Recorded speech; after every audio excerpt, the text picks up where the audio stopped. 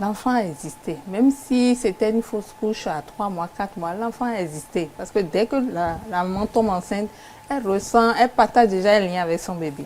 Donc, pour d'autres, c'est vraiment primordial. On les encourage à le faire.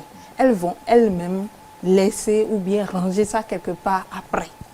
Mais déjà, si ça leur fait du bien que l'écho soit là ou bien que la photo du bébé soit là, on les encourage, on ne les force pas. D'accord. Et les vêtements qui ont été achetés pour l'enfant, si toutefois il y avait un berceau, comment ça se fait?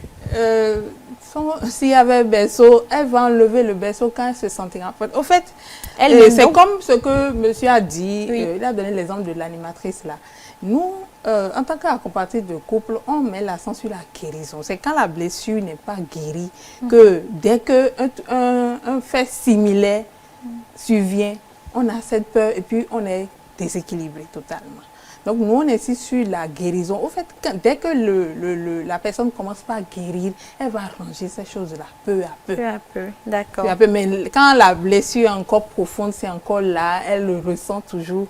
Elle veut que ce soit toujours là parce que quand on enlève, c'est comme on disait qu'on lui fait comprendre que son bébé n'est plus là, ce qu'elle n'a pas forcément encore accepté. D'accord. Oui. Alors, comment pensez-vous qu'on peut soutenir un parent qui a perdu son enfant à la naissance?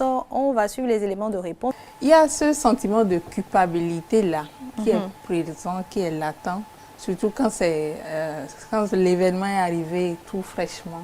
On n'arrive pas à comprendre, on se pose mille questions. Où est-ce que j'ai failli? Est-ce que je n'ai pas bien suivi ce que le médecin a dit? Donc, on s'en remet à Dieu et elle va accepter ça quand elle aurait déjà pris conscience de ce qui est arrivé. Parce qu'elle n'accepte pas la douleur au départ.